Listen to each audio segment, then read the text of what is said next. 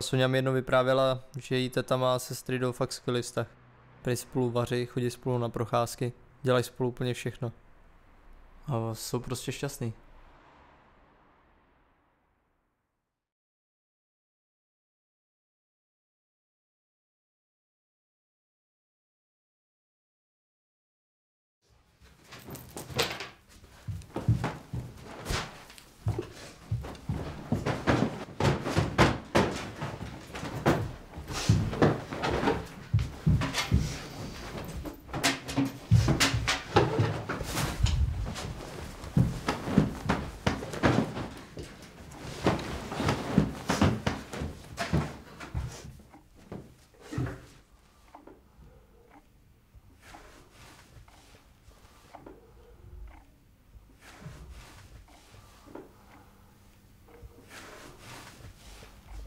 Můžeš mi to vysvětlit?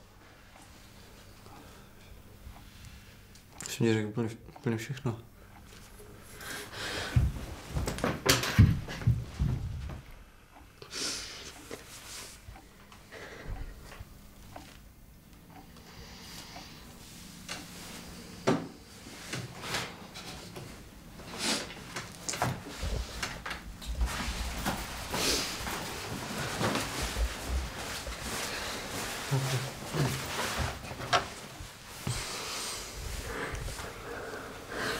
Co jsem udělala špatně? Já potřebuji být sám a... Promiň.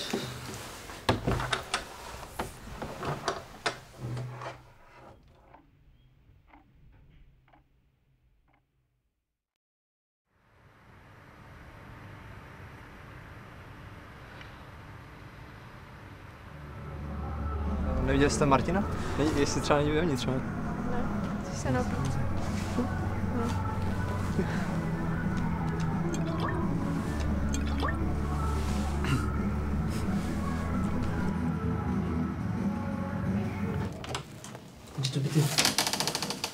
To by ty lidi vůbec nemohli takovým způsobem prostě. To je prostě celý systém a to je úplně...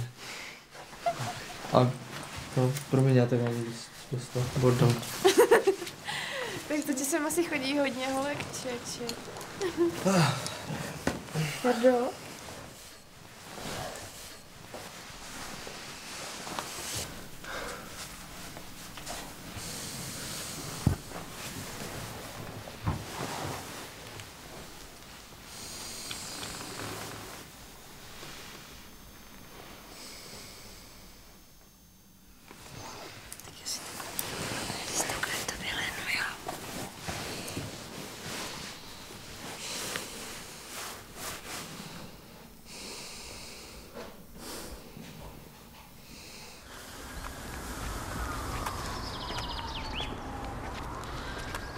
Jardo,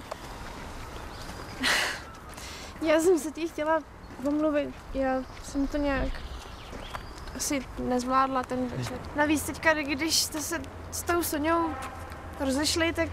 To víš tak, jo? Tak Soňa je mé kamarádka, že jo, takže si to říkáme, tyhle věci.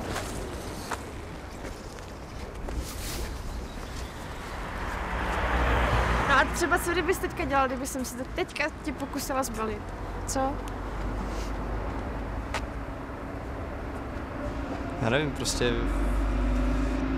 Teď jsem se fakt rozešel s Soňou, jako... Takový... Že... No promiň, já to tak nemyslím, se nezlob.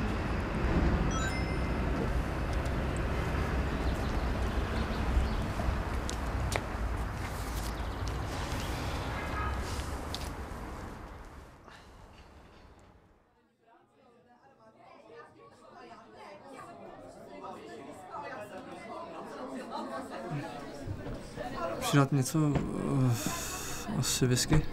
Dáš si takovou? Jasně. Dvakrát. Mě s váma sranda, ty. Jako s kým? Jsou jako s ženskýma. To máš jednoduchý. Ženský jsou hysterický píče a chlapi jsou čuráci, se kupuje hodně. No, vlastně to teda Vysvětlila krásně. Taky hotové, ne? Sorry, panáka. No na tvoje.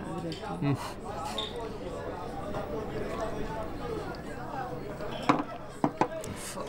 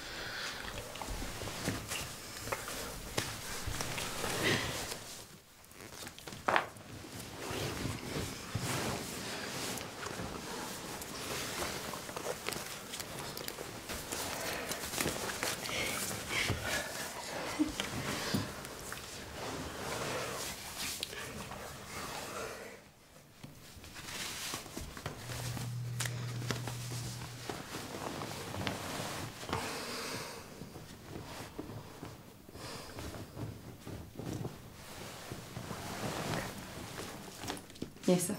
Čau. Čovec.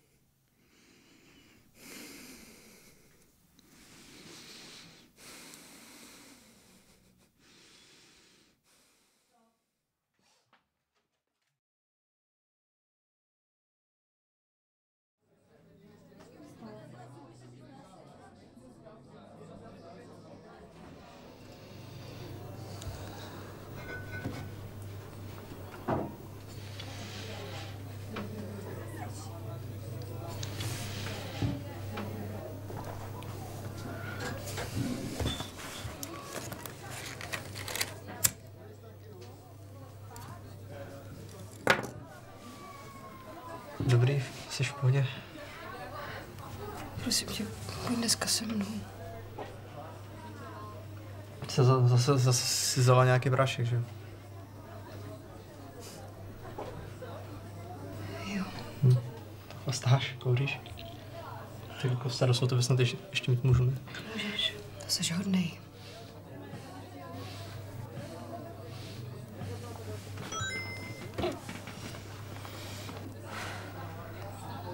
Můžeš mi aspoň vysvětlit, proč jsi se mnou rozešel?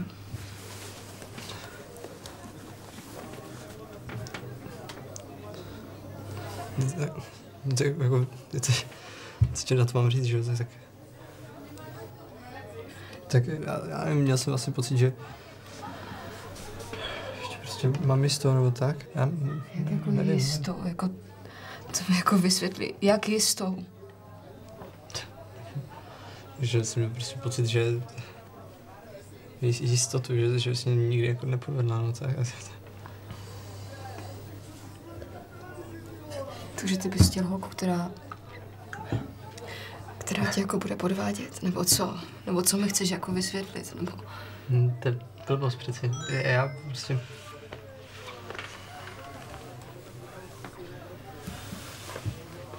Já nevím, ne, prostě. Kdo ti pořád píše? Martin. Fakt?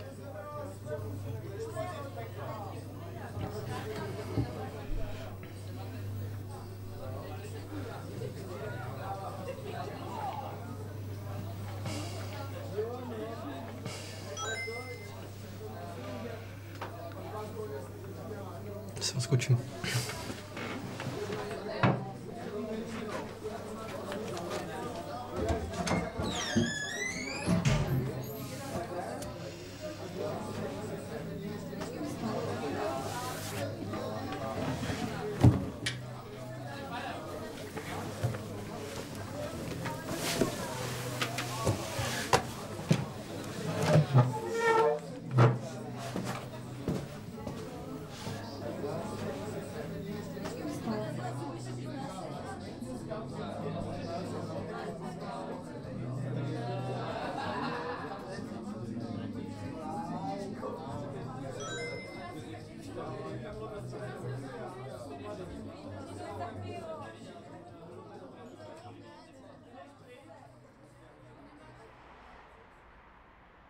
Sonja mi jednou vyprávěla, že její teta má se Stridou fakt skvělý vztah.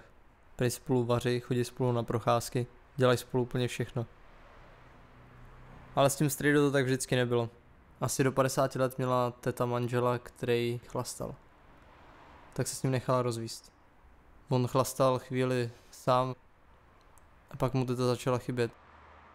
Tak se k ní vrátil a přestal chlastat. Teprve potom spolu opravdu začali žít.